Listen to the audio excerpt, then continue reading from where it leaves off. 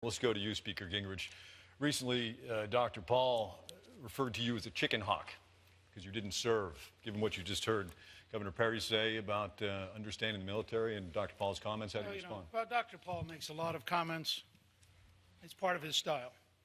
My father served 27 years in the Army in World War II, Korea, and Vietnam. I grew up in a military family moving around the world. Since 1979, I've spent 32 years working, starting with the Army's Training and Doctrine Command. I was the longest-serving teacher in the senior military for 23 years.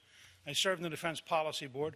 But let me say something about veterans, because as an Army brat whose family was deeply engaged, I feel for veterans. We had a great meeting today in Wolfboro with veterans, and I made a commitment in New Hampshire that we would reopen the hospital in Manchester.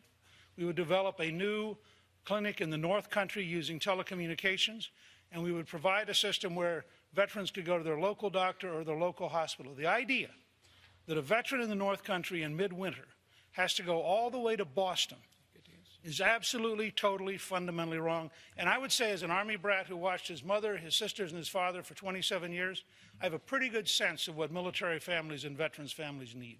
Congressman Paul, would you say that again? Would you use that phrase again?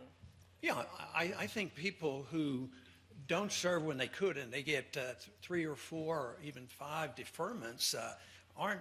They have no right to send our kids off to war and not be even against the wars that we have. I'm trying to stop the wars, but at least, I went when they called me up.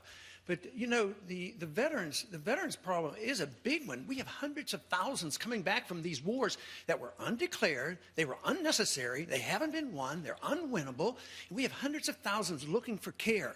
And we have an epidemic of suicide coming back. And so many have, if you add up all the contractors and all the wars going on in Afghanistan and in Iraq, we've lost 8,500 Americans and severe injuries, over 40,000.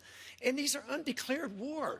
So Rick keeps saying you don't want this libertarian stuff. But what I'm talking about, I don't bring up the word, you do, but I talk about the Constitution. The Constitution has rules, and I don't like it when we send our kids off to fight these wars, and when those individuals didn't go themselves, and then come up and when they're asked, they say, oh, I don't think one person could have made a difference.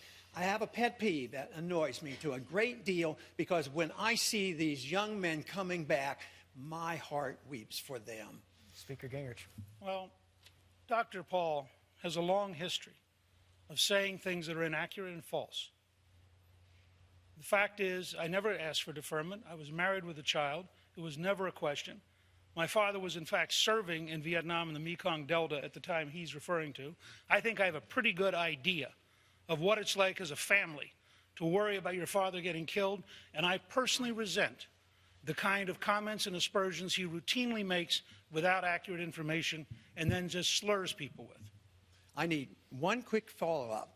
When I was drafting, I was married and had 2 kids, and I went.